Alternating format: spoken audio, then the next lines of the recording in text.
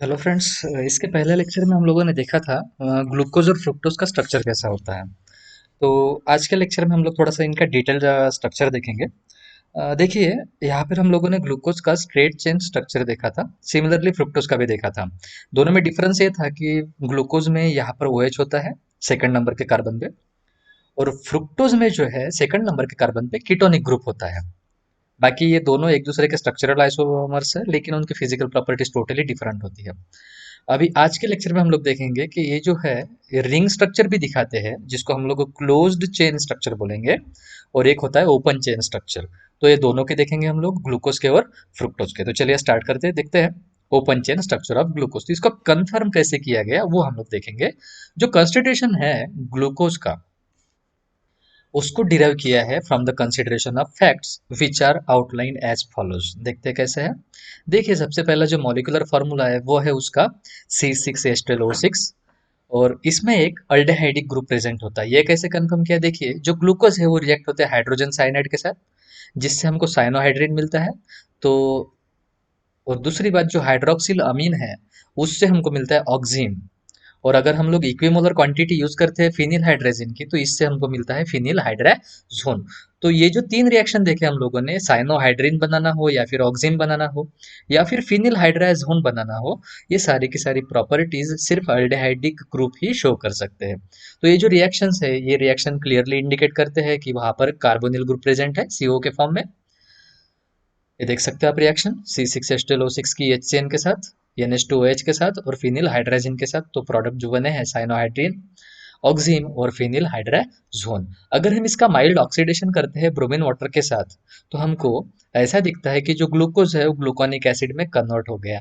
इसका मतलब ब्रोमीन जो है इन प्रेजेंस ऑफ वाटर ऐसे ही ग्रुप को ऑक्सीडाइज कर सकता है जहां पर कार्बोनिल प्रेजेंट हो, और उसका कन्वर्शन एसिड में कर सकता है।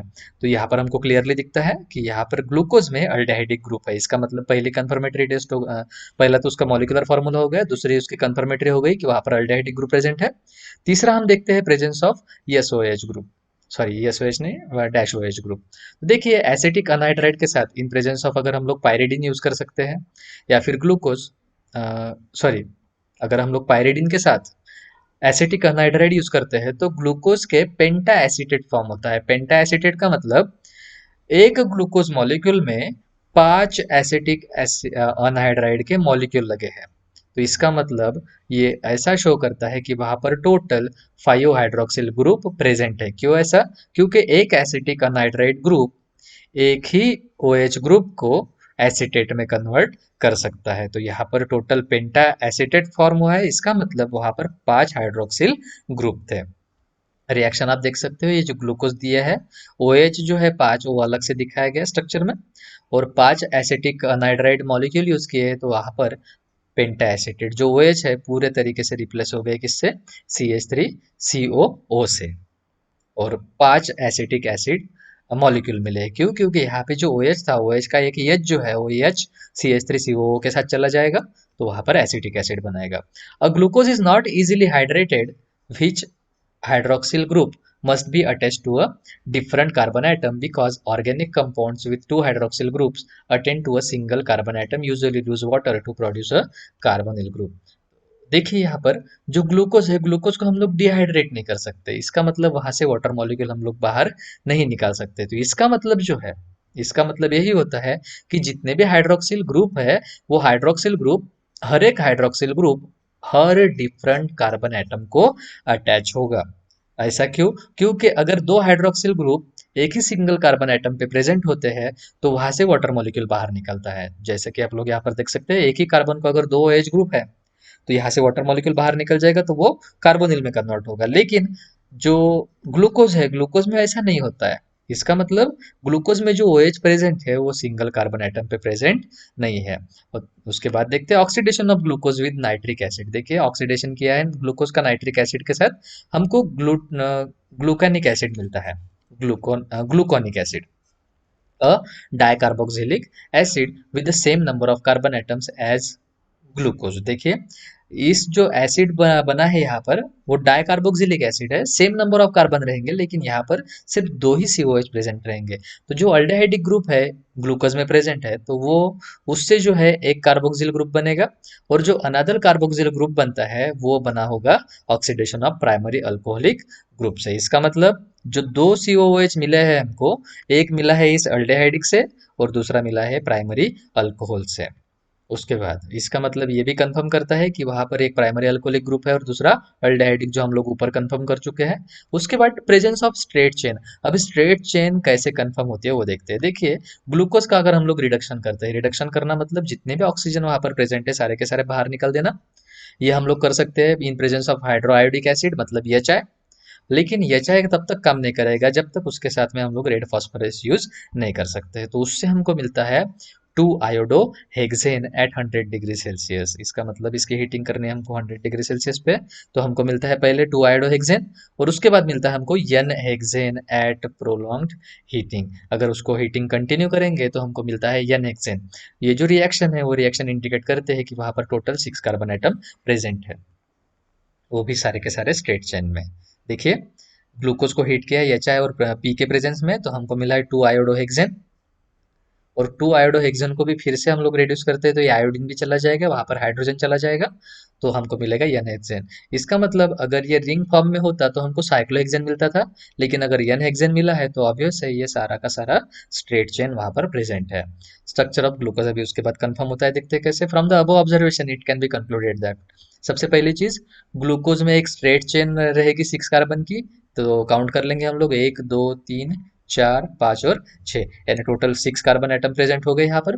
One end is in the form of aldehydic group, यहाँ पर एक एंड हो गया अल्डेहाइडिक ग्रुप में, और other carries a primary alcoholic group. देखिए, एक एंड में अल्डेहाइडिक ग्रुप हो गया ऊपर वाले साइड में, और नीचे की साइड में जो है, नीचे की साइड में जो है वो CH2OH यानी प्राइमरी अल्कोहलिक ग्रुप रहेगा, since both aldehydic and primary alcoholic groups are chain terminating groups. उसके बाद each of the remaining 4 carbon atom carries a hydrogen atom and a hydroxyl group to account for the presence of 5 OH group and 12 hydrogen atoms in all. और बाकी जो बचे carbon है, वो हर carbon के ऊपर एक OH और एक हाइड्रोजन रहेगा। किसी भी कार्बन के ऊपर 2 OH प्रेजेंट नहीं रहेंगे, क्योंकि हमको बचे हुए 5 OH दिखाने थे और 12 हाइड्रोजन एटम दिखाने थे। तो ये कुल मिला के टोटल 12 हाइड्रोजन हो गए और 5 OH ग्रुप हो गए। अगर किसी एक कार्बन के ऊपर प्रेजेंट होते तो इसका डिहाइड्रेशन हो सकता था, लेकिन वैसा नहीं होता है। इसीलिए जो फाइनल स्ट्रक्चर है, फाइनल स्ट्रक्चर इस प्रकार से है। 6 कार्बन लिख देंगे हम लोग, ऊपर अल्डेहाइड ग्रुप लिखेंगे, नीचे में प्राइमरी अल्कोहलिक मतलब CH2OH, और बीच में सबके ऊपर CHOH रहेंगे। अभी देखते हैं। From the above conclusions, Baeyer in 1870 suggested that glucose is pentahydroxy hexanal. देखिए, बेयर ने सजेस्ट किया था कि ग्लूकोज रहेगा पेंटाहाइड्रोक्सी, मतलब 5 OH ग्रुप वाला hexanal. Hexanal means 6 carbon containing aldehyde, and can be represented as follows, जो हम लोगों ने ऊपर देखा। और उसका फर्दर कंफर्मेशन अगर करना है तो कैसे कर सकते हैं। This open structure is also confirm by the oxidative cleavage of glucose by periodic acid. तो हम लोग क्या करेंगे, ऑक्सीजन यूज करके उसका क्लीवेज कर देंगे। तो ग्लूकोज कंज्यूम्स 5 मोल्स ऑफ पर आयोडिक एसिड। इसका मतलब उसको अगर हमको रिएक्ट करवाना है तो हमको 5 मोल लगते हैं। 1 मोल ग्लूकोज का लेते हैं तो वो 5 मोल हाइड्रो पर आयोडिक एसिड के वो कंज्यूम कर लेगा। तो उससे हमको 1 मोल ऑफ फॉर्मल्डिहाइड मिलेगा and 5 moles of formic acid. तो उसको पूरा ब्रेक डाउन कर लेंगे। तो 1 मोल जो मिलेगा फॉर्मल्डिहाइड का, वो CHO की वजह से आया है, और जो 5 फॉर्मिक एसिड बने हैं, 5 फॉर्मिक एसिड 5 OH से आए हैं, जो सेकेंडरी थे, और लास्ट वाला जो है वो प्राइमरी से आएगा। अभी देखते हैं हम लोग cyclic structure of D glucose. अभी साइक्लिक स्ट्रक्चर भी रहता है, यानी कि ओपन चेन स्ट्रक्चर तो रहेगा ही रहेगा, लेकिन साथ में साइक्लिक स्ट्रक्चर भी वहां पर प्रेजेंट होता है। वो देखते हैं कैसे होता है। Open chain structure not Holi true. देखिए, अभी फिशर ने रियलाइज किया है कि जो ओपन चेन पेंटाहाइड्रोक्सिल अल्डेहाइड स्ट्रक्चर है ग्लूकोज का, वो पूरे तरीके से एक्सप्लेन नहीं कर सकता उसके केमिकल बिहेवियर को। इसका मतलब केमिकल बिहेवियर कुछ ना कुछ प्रॉब्लम दिखाएगा। अनलाइक सिंपल अल्डेहाइड, जो ग्लूकोज है, ग्लूकोज ने क्रिस्टलाइन बाइसल्फाइड कंपाउंड नहीं बनाया, और इसका मतलब वो शीफ टेस्ट जो रहती है वो शिफ्ट टेस्ट नहीं दिखा था। फर्दर मोर जो पेंटा एसीटेट और पेंटा मिथिल ईथर डेरिवेटिव्स है ग्लूकोज के, वो ऑक्सीडाइज नहीं हो सकते टोलेंस रिएजेंट से। टोलेंस रिएजेंट की खासियत है वो अल्डेहाइडिक ग्रुप को या कीटोनिक ग्रुप को रिड्यूस कर सकता है, रिएक्ट कर सकता है, फेलिंग सॉल्यूशन भी कर सकता है। इसका मतलब कुछ कुछ केसेस में क्या होता है कि जो पेंटा एसीटेट या फिर पेंटामिथिल ईथर डेरिवेटिव जो है वो सीएचओ की टेस्ट नहीं दिखाते। इसका मतलब वहां पर सीएचओ अब्सेंट है। दूसरी केस, cyclic structure suggested to explain the mutarotation. अभी देखते हैं साइक्लिक स्ट्रक्चर ने कैसे बताया और म्यूटारोटेशन क्या होता है। जो फ्रेंच केमिस्ट था टेरियट, उसने इस्टेब्लिश किया existence of two crystalline forms of glucose. देखिए उसने दो क्रिस्टलाइन फॉर्म एक्सप्लेन किए, एक था अल्फा ग्लूकोज और एक था बीटा ग्लूकोज। नाम याद रखेंगे हम लोग। अल्फा ग्लूकोज का जो रोटेशन था, स्पेसिफिक रोटेशन, वो था +112 डिग्रीज और बीटा ग्लूकोज का था 19 डिग्रीज। अभी आपने तो सुना ही होगा प्लेन पोलराइज लाइट। ऐसा कोई सब्सटेंस जो प्लेन पोलराइज लाइट के प्लेन को रोटेट करता है, अगर लेफ्ट में करता है तो उसको यल बोलते हैं, राइट में करता है तो उसको डी बोलते हैं। तो यहाँ पर देखिए रोटेशन बताया गया है उसका, कितने डिग्री से रोटेट कर सकता है वो प्लेन पोलराइज लाइट को, तो वो एंगल बताया गया है। अल्फा ग्लूकोज की खासियत है कि वो +112 डिग्री में रोटेट कर देगा लाइट को, और बीटा ग्लूकोज जो है वो +19 डिग्री में रोटेट करता है। तो जो ऑप्टिकल रोटेशन है, each of these forms changed gradually with time till finally a constant value of +53 degrees was reached। तो अभी देखिए कैसे होता है, अगर हम लोग अल्फा ग्लूकोज का या फिर बीटा ग्लूकोज का सॉल्यूशन रखते हैं, तो अगर अल्फा ग्लूकोज का सॉल्यूशन का मेजर करते हैं तो वो +112 वैल्यू आनी चाहिए रोटेशन की, और बीटा ग्लूकोज की आनी चाहिए 19। अगर लेकिन उनको हम लोग ऐसे ही छोड़ देते हैं टाइम के साथ, तो उनका खुद का जो स्पेसिफिक रोटेशन है वो चेंज हो जाएगा और वो फाइनली पहुंच जाएगा +53 डिग्रीज पे। तो कुछ टाइमिंग के बाद दोनों की वैल्यू इसी वैल्यू पे आके रुक जाएगी। To explain this phenomenon of mutarotation, it was visualized that the alpha and beta glucose were in reality the cyclic hemiacetal forms of glucose. तो देखिए अगर ये ऐसा एक्सप्लेन करना है तो यहाँ पर ऐसा देखा गया है कि जो अल्फा ग्लूकोज और बीटा ग्लूकोज थे, इन रियलिटी वो साइक्लिक हेमी एसिटल फॉर्म्स थे ग्लूकोज के, which were interconvertible via the open chain form. तो इसका मतलब ये दोनों एक दूसरे के फॉर्म में ढल सकते हैं, लेकिन पहले उनको जाना पड़ेगा ओपन चेन फॉर्म में। तो जो कांस्टेंट वैल्यू है +19 डिग्रीज की, वो रिप्रेजेंट करेगा equilibrium between the alpha D glucose and beta glucose. तो ये कैसे होता है देखते हैं। जो कॉन्सेंट्रेशन होता है अल्फा डी ग्लूकोज का, that is beta D glucose and open chain glucose at equilibrium are, जो इक्विलिब्रियम होगा, उस इक्विलिब्रियम में अगर हम लोग अल्फा डी ग्लूकोज लेते हैं तो उसमें कुछ फॉर्म रहेगा बीटा डी ग्लूकोज का और कुछ रहेगा ओपन चेन ग्लूकोज का। तो इक्विलिब्रियम में वो जो परसेंट रहेंगे उनके, वो रहेंगे 36% और 64% और लेस देन 0.01% रिस्पेक्टिवली। इसका मतलब उनका जो कन्वर्शन रेट रहेगा 36 से ऊपर नीचे वो ज़्यादा से ज़्यादा 0.01% में हो सकते हैं। This explains why D glucose can react both as aldehyde and a cyclic hemiacetal in which CHO is absent। तो इसी वजह से हमको ये समझ में आता है कि जो डी ग्लूकोज है वो डी ग्लूकोज अल्डेहाइड के साथ जैसा और साथ ही साथ साइक्लिक हेमिएसिटल जैसा क्यों रिएक्ट करता है। तो ज़्यादा डिटेल में जाने की ज़रूरत नहीं है, हम सिर्फ स्ट्रक्चर को देखने की कोशिश करते हैं। देखिए ये एक अल्फा डी ग्लूकोज निकाला गया पहले स्ट्रक्चर में, दूसरे में ओपन चेन ग्लूकोज जो हम लोगों ने ऊपर देखा था, और तीसरे में हम देख रहे हैं बीटा डी ग्लूकोज। इन दोनों में क्या फर्क है, तो फर्क सिर्फ इतना ही है, अल्फा डी ग्लूकोज और बीटा डी ग्लूकोज दोनों का स्ट्रक्चर बिल्कुल सेम है। देखिए OH अल्टरनेट लगे हैं, ये OH अपोजिट साइड में, फिर से अपोजिट साइड में OH लगे हैं। ऊपर तो हम लोगों ने CHO रख दिया और CH2O रख दिया, और नीचे के साइड में रख दिया CH2OH, और उसके बीच में जो है, बीच में ये ऑक्सीजन कनेक्ट हो जाएगा ये लास्ट वाले कार्बन के साथ। सिमिलर स्ट्रक्चर यहाँ पर दिखेगा आपको, सिर्फ पोजीशन का फर्क है। OH जो दिख रहा है आपको, एक बार OH राइट हैंड साइड में तो उसको हम लोगों ने अल्फा डी ग्लूकोज बोल दिया, दूसरी केस में लेफ्ट हैंड साइड में तो उसको हम लोगों ने बोल दिया बीटा डी ग्लूकोज। यही स्ट्रक्चर आपको याद रखना है सिंपल तरीके से। लेकिन बीच में जो है, अगर अल्फा का कन्वर्शन बीटा में होना है तो बीच में उसको गुजरना पड़ता है ओपन चेन ग्लूकोज के स्ट्रक्चर में से, जो हम लोगों ने ऊपर देखा था। और ये साइक्लिक स्ट्रक्चर जो है उसका कंफर्मेशन करने के लिए कुछ टेस्ट दिए गए नीचे देखिए। Glycoside formation confirms cyclic structure. तो जो ग्लूकोज को हम लोग ट्रीट करते हैं मिथेनॉल के साथ in presence of dry HCl, देखिए ग्लूकोज को ट्रीट किया हम लोगों ने मिथेनॉल के साथ ड्राई HCl के प्रेजेंस में, तो उससे हमको दो आइसोमरिक एसिटल मिलते हैं। आइसोमरिक मतलब सेम, लगभग सेम स्ट्रक्चर वाले, उसी का दूसरा नाम रहेगा ग्लाइकोसाइड्स। तो ये जो क्रिस्टलाइन ग्लाइकोसाइड्स है, methyl alpha D glucoside and methyl beta D glucoside, तो हैव बीन एक्चुअली आइसोलेटेड, इनको आइसोलेट किया जा चुका है।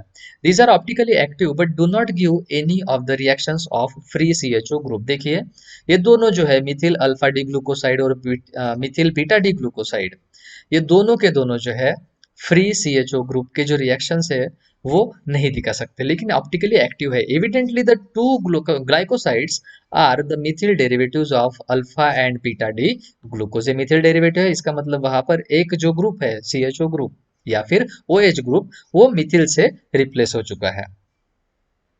तो इसकी वजह से क्या होता है, वो पूरा ग्रुप जो है ब्लॉक हो जाएगा और एक पूरा रिंग बन जाएगा यहाँ पर ऑक्सीजन की वजह से। देखिए ऑक्सीजन लिंकेज बना रहा है इस सेकंड लास्ट कार्बन और ये लास्ट कार्बन के बीच में। तो ये जो OH वाला H है वो H रिप्लेस हो जाता है CH3 से, तो इसका नाम हो जाता है ग्लूकोसाइड। अब यहाँ पर अल्डेहाइडिक ग्रुप ना होने की वजह से ये किसी भी प्रकार से अल्डेहाइडिक ग्रुप की जो रिएक्शन है वो रिएक्शन नहीं दिखा सकता।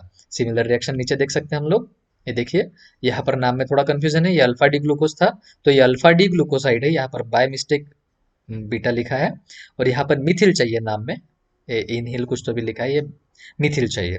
सिमिलरली दूसरी रिएक्शन देख सकते हैं हम लोग बीटा डी ग्लूकोज की, यहाँ पर मिला है Mithil beta D glucoside. Position देख सकते हैं आप, ये OH लेफ्ट हैंड साइड में है, ये CH3 भी लेफ्ट हैंड साइड में गया है। Thus, the cyclic structure of D-glucose stands confined, but whether it has a 5-membered or 6-membered ring is still to be proved. देखिए अभी प्रॉब्लम क्या आई है, ये तो कंफर्म हो चुका है कि डी ग्लूकोज जो है वो साइक्लिक स्ट्रक्चर शो करता है, लेकिन यहाँ पर अभी तक कंफर्म नहीं हो पाया है कि उसके रिंग में 5 मेंबर है या फिर 6 मेंबर है। अभी देखते हैं हम लोग फ्रुक्टोज। देखिए फ्रुक्टोज का स्ट्रक्चर, मॉलिक्यूलर फॉर्मूला सेम है, C6H12O6। Fructose is one of the important ketohexose. ये अल्डोहेक्सोज नहीं है, कीटोहेक्सोज है। इसका मतलब यहाँ पर अल्डेहाइड ग्रुप नहीं होता, यहाँ पर कीटोनिक ग्रुप होता है, known as levulose, because the naturally occurring from the fructose form of fructose is livorotatory। इसका मतलब ये लिवो रोटेशन करता है, दैट इज यल लेफ्ट हैंड साइड में।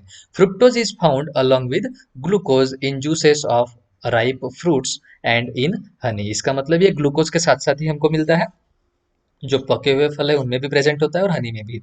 In the combined state it occurs in a sucrose and in polysaccharides. तो देखिए combined state में होता है सक्रोज में भी और पॉलीसैकेराइड में भी। Insulin obtain from the plants such as dahlia, artichoke and dandelion, तो इनमें भी ये प्रेजेंट होता है। देखते हैं open chain structure of fructose कैसा होता है। जो ओपन चेन स्ट्रक्चर है फ्रुक्टोज का उसको कंसिडर करते हैं फॉलोइंग पॉइंट्स है। सबसे पहले तो उसका मॉलिक्यूलर फार्मूला हम लोग याद रखेंगे, C6H12O6। उसमें भी 6 कार्बन होते हैं जैसा हम लोगों ने ऊपर देखा था, और प्रेजेंस ऑफ 5OH जो हम लोगों ने ऊपर में देखे थे एसिटिक अनहाइड्राइड की टेस्ट, वही टेस्ट हमको यहाँ पर याद रखनी है। प्रेजेंस ऑफ कीटोनिक ग्रुप, ये थोड़ा इंपॉर्टेंट है। देखिए when fructose react with hydroxyl amine gives oxime, it indicates presence of carbonyl group. और CO मतलब होता है कीटोनिक, तो ऑन ऑक्सीडेशन विद HNO3, अभी ये भी कंफर्म करने का रह चुका है कि ये जो CO ग्रुप है ये अल्डेहाइड भी हो सकता है या फिर कीटोनिक भी हो सकता है, लेकिन जब हम इसका ऑक्सीडेशन करते हैं विद HNO3 तो फ्रुक्टोज से हमको मिलता है मिक्सचर ऑफ टार्टरिक एसिड जिसमें 4 कार्बन होते हैं, और दूसरा मिलता है ग्लाइकोलिक एसिड जिसमें 2 कार्बन होते हैं। Therefore fructose behave like a simple ketone. इसका मतलब यही होता है कि ये सिंपल कीटोन जैसा बिहेव करेगा, और CO का मतलब होगा ketonic. Carbonyl is on carbon number 2। अभी ये भी कंफर्म होना बाकी है कि कार्बोनिल ग्रुप जो है वो कौन से नंबर के कार्बन पे प्रेजेंट है, तो ये होता है सेकंड नंबर के कार्बन पे।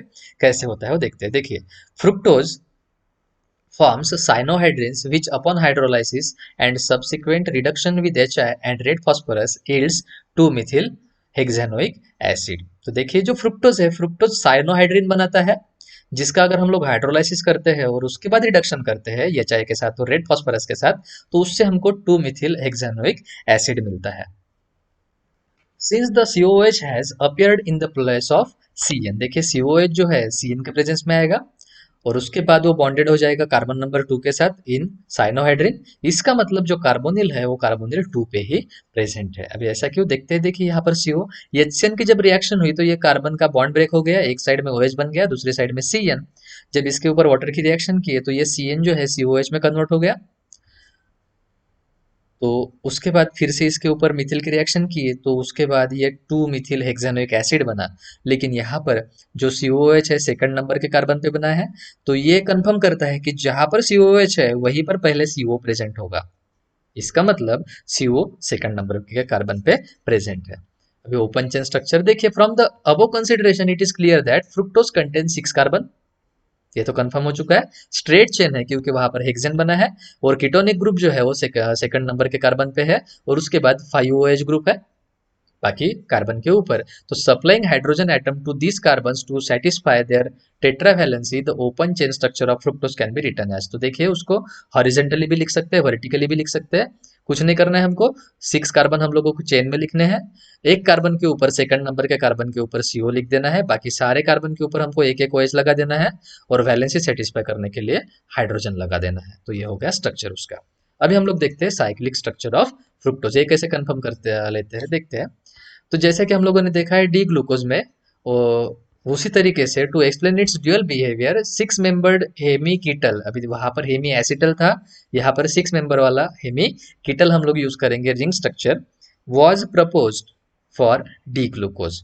Since D fructose also exhibits mutarotation, देखिए जैसा कि हमको पता है डी फ्रुक्टोज में भी म्यूटा रोटेशन है, तो इसमें भी दो फॉर्म रहेंगे, अल्फा और बीटा फॉर्म इक्विलिब्रियम में, वह है तो ओपन चेन फॉर्म। तो इसमें भी वही करना है हमको, सेम स्ट्रक्चर रहेगा। देखिए OH बराबर लगे एक ही साइड में, लेकिन ऊपर वाले कार्बन में देखिए आप, ये अल्फा स्ट्रक्चर है, दूसरा बीटा।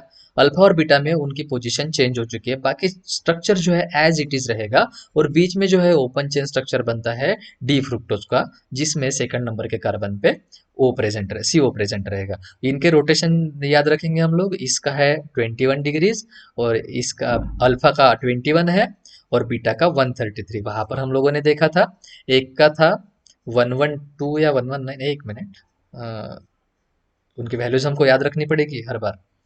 जो वैल्यूज हम यहाँ पर देख सकते हैं, हाँ, एक का 112 है अल्फा का, और बीटा का 19 है। और यहाँ पर जैसा कि हम लोगों ने देखा है जो रोटेशन है वो रोटेशन एक का 21 है, दूसरे का 133। The ordinary fructose is beta D fructose, देखिए जो जनरली फ्रुक्टोज हमको मिलता है वो बीटा डी फ्रुक्टोज है। और फिशर प्रोजेक्शन फार्मूला जो है अल्फा डी फ्रुक्टोज का एंड बीटा डी फ्रुक्टोज का, वो नीचे जो दिया गया है उस तरीके से हम उसको देख सकते हैं। तो ये स्ट्रक्चर जो है आपको थोड़ा सा याद रखना पड़ेगा। यहाँ पर ऊपर दिया गया अल्फा डी फ्रुक्टोज का स्ट्रक्चर, और नीचे दिया गया है बीटा डी फ्रुक्टोज का स्ट्रक्चर। इसके नेक्स्ट लेक्चर में हम लोग देखने वाले हैं determination of configuration of monosaccharide. Configuration का मतलब क्या, तो वो डी फॉर्म का है या फिर एल फॉर्म का है, उनका रोटेशन क्या होता है उसके ऊपर हम लोग इसको डिसाइड कर सकते हैं, या फिर उसका स्ट्रक्चर जो रहता है वो स्ट्रक्चर किस तरीके का रहेगा वो हम लोग डिस्कस करेंगे। Thank you.